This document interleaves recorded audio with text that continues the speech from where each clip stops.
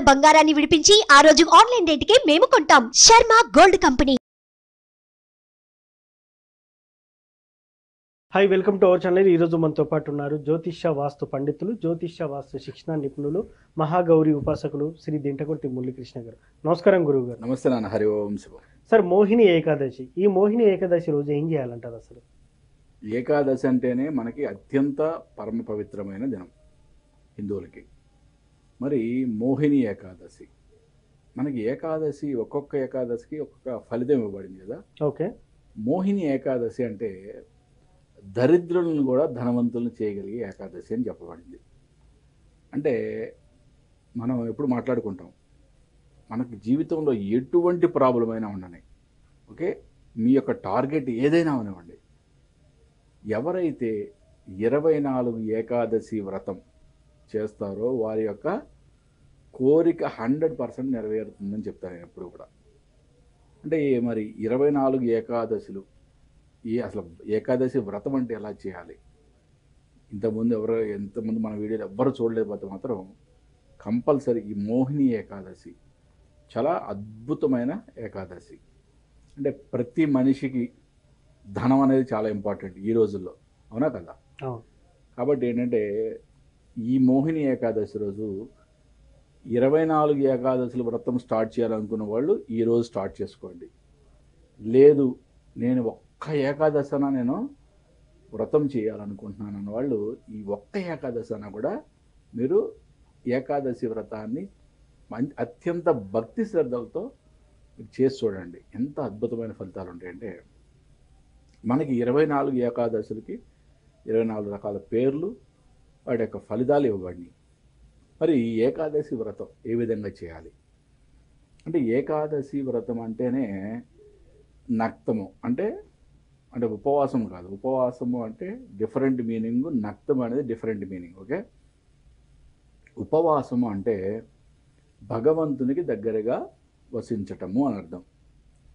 నక్తము అంటే పూర్తిగా ఎటువంటి ఆహారము తీసుకోకుండా ఉండటం అని అర్థం. అంటే మనకి సైంటిఫిక్గా కూడా, సైన్స్ పరంగా కూడా 15 రోజులకు ఒకసారి ఏ వ్యక్తి అయితే పూర్తి నిరాహారంగా ఉంటాడో అతని యొక్క బాడీ పార్ట్స్ అన్నీ కూడా రీజనరేట్ అవుతాయి అని చెప్పి సైన్స్ ప్రకారం ప్రూవ్ చేయబడింది, అవునా కదా?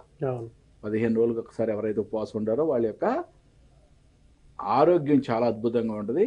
వారి యొక్క ఆర్గాన్స్ అన్నీ కూడా రీజనరేట్ అవుతూ ఉంటాయి. ఎప్పటికప్పుడు క్లీనింగ్ సిస్టమ్ అని కూడా పర్ఫెక్ట్గా పనిచేస్తాయని చెప్తున్నారు. మరి ఇది మన సనాతన ధర్మంలో కొన్ని వేల సంవత్సరాల నుంచి మనం ఆచరించే నియమమే.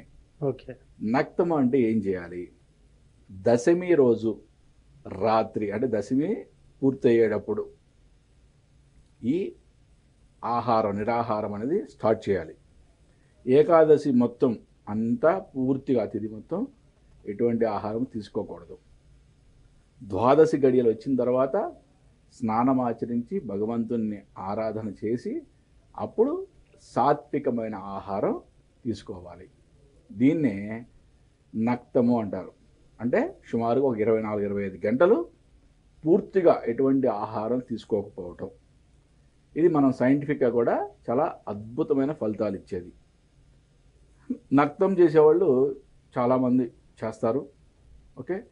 నక్తం చేయలేని వాళ్ళు ఉపవాసము అంటే సాత్వికమైన ఆహారం తీసుకుంటూ ఆ రోజు మొత్తం భగవంతునికి సమీపంగా జీవించటం, అంటే భగవంతుని ఆరాధించడం, భగవంతుని యొక్క లీలలో మననం చేసుకోవటం, భగవంతుని యొక్క మంత్రాన్ని జపించటం, ఈ విధంగా చేయడం ద్వారా ఆ రోజు మనకి ఒక మంచి అద్భుతమైన ఫలితం ఏర్పడుతుందని చెప్పచ్చు. 24 ఏకాదశి వ్రతాలు ఎవరైనా చేయదలుచుకున్న వాళ్ళు ఈ మోహిని ఏకాదశి రోజు స్టార్ట్ చేసుకోండి. చాలా అద్భుతమైన ఫలితం మీరు పొందుతారు. లేదు గురువుగారు, మేము అన్ని ఏకాదశులు మేము చేయలేము, అట్లీస్ట్ ఒక్క ఏకాదశి వ్రతం అన్నా మేము ఈ వ్రత పూజ చేసుకొని ఎంత కొంత పుణ్యఫలం సాధించాలనుకునే వాళ్ళు ఒక్క రోజైనా సరే మోహిని ఏకాదశి రోజు ఉపవసించి భగవంతునికి సమీపంగా ఉపవసించి పూర్తి భక్తి శ్రద్ధలతో ఈ యొక్క వ్రతాన్ని చేసుకోండి. ఓకే, వ్రతము అంటే ఏకాదశి వ్రతం అంటే పెద్దగా పెద్ద భయంకరమైన నియమాలు అంటే ఏముండవు. ఓకే, సామాన్యంగా ఉండే నియమాలే. సాత్వికమైన ఆహారం, ఉపవసించే వాళ్ళకి సాత్వికమైన ఆహారం, నక్తం చేసే వాళ్ళకి నిరాహారంగా ఉండటం, నేల మీద పరుండటం, బ్రహ్మచర్యం పాటించడం. నేల మీద పడుకోలేము అనుకున్న వాళ్ళు వాళ్ళ యొక్క ఆరోగ్య దృష్ట్యా వాళ్ళు మంచం మీద పడుకోవచ్చు, దాంట్లో ఎటువంటి ప్రాబ్లం లేదు. బట్ మెయిన్ ఇంపార్టెంట్గా ఈ యొక్క వ్రతంలో స్వామివారి యొక్క ఆరాధనతో పాటు పూర్తిగా ఆ రోజంతా కూడా భగవన్నామస్మరణలో మనం నిమగ్నం అవ్వడం అనేది చాలా ఇంపార్టెంట్.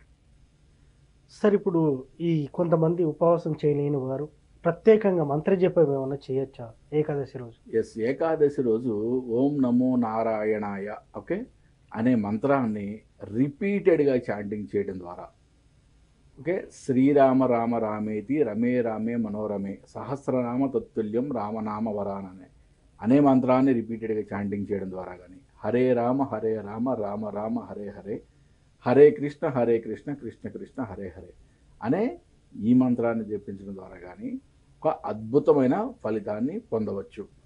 ఇక్కడ ఈరోజు మొత్తం కూడా భగవన్నామస్మరణలో భగవంతుని యొక్క లీలల్ని తలుచుకుంటూ ఆయనకి దగ్గరగా నివసించడం అనేది ఒక అద్భుతమైన కార్యక్రమంగా పెట్టుకోండి. ఎవరైతే అంత భక్తి శ్రద్ధలతో చేస్తారో వాళ్ళకి అద్భుతమైన ఫలితం వచ్చి తీరుతుంది. సార్ ఇప్పుడు ఉపవాసం తెలుసుకున్నాం, పూజా విధానం తెలుసుకున్నాం. సో ఒక కోరిక ఉంటుంది, ఇప్పుడు సంతిల్లు కావాలను, లేకపోతే ఇంకా బిజినెస్లో సెట్ అవ్వాలని ఉంటుంది. దానికి ఇదే పూజా విధానం చేస్తే సరిపోతుందంటారు? ప్రత్యేక పూజా విధి విధానాలు ఎస్పెషల్లీ పూజారిని పిలుచుకొని ఏమైనా చేయాల్సిన అవసరం ఉంటుంది అంటారు? లేదు, పూజారిని చేయాల్సిన అవసరం ఏమి ఉండదు. కానీ ఇక్కడ ఏంటంటే ఒక్కొక్క ఏకాదశికి ఒక్కొక్క ప్రాముఖ్యత ఇచ్చారు, దానికి ఒక రిజల్ట్ ఇచ్చారు. ఇక్కడ మోహిని ఏకాదశి అంటే దరిద్రుడు కూడా ధనవంతుడు అవ్వటం అనేది ఉంది. పుత్రద ఏకాదశి అంటే పుత్ర సంతానం కలుగుతుందని. అట్లా మనకి ఒక్కొక్క ఏకాదశికి ఒక్కొక్క ప్రాముఖ్యత ఉంది, ఒక్కొక్క ఫలం ఉంది. ఓకే, ఇప్పుడు మనకి ఫర్ సపోజ్ మనకి డబ్బే ముఖ్యం అనుకున్నప్పుడు ఈ ఒక్క ఏకాదశి చేసుకుంటాం. కానీ మనకి ఇతరత్ర కోరికలు ఉన్నాయి. కోరికలు ఉన్నప్పుడు 24 ఏకాదశులు ఒక సంవత్సరం పాటు ఎవరైతే దీన్ని వ్రతంగా ఆచరిస్తారో, ఓకే, పూజ అన్నప్పుడు నియమాలు ఏముండవు, ఓకే, వ్రతం అన్నప్పుడు నియమాలు ఉంటాయి. నేను చెప్పిన నియమాలన్నీ కూడా కంపల్సరీ పాటించాలి. ఆ నియమాలతో అవి కూడా చాలా చిన్న చిన్న నియమాలు, పెద్ద భయంకరమైన కఠిన నియమాలు ఏం కావు. ఆ చిన్న చిన్న నియమాలను పాటిస్తూ 24 ఏకాదశులు ఎవరైతే ఈ వ్రతాన్ని పూర్తి చేస్తారో వాళ్ళ లైఫ్లో మళ్ళీ అంటే వెనక్కి తిరిగి చూసుకోవాల్సిన అవసరమే లేదు. వాళ్ళకి అనుకున్నది 100% వాళ్ళు సాధిస్తారు. సో నిజంగా సరే ఏకాదశులు చేస్తే ఎలాంటి ఫలితం ఉంటుందని చాలా చక్కగా చెప్పారు. 24 ఏకాదశుల్లో ఒక్కొక్క ఏకాదశికి ఒక్కొక్క ప్రాముఖ్యత ఉంది. సో ఈ ఏకాదశికి మాత్రం దరిద్రులు కూడా ధనవంతులు చేసే ప్రాముఖ్యత ఉందని చెప్పి చాలా చక్కగా చెప్పారు. Thank you sir. నమస్తే అన్న. హరి ఓం శివం. చూసారు కదా, ఇది మోహిని ఏకాదశి విశిష్టత. మరో కార్యక్రమంలో మళ్ళీ కలుద్దాం. Thank you.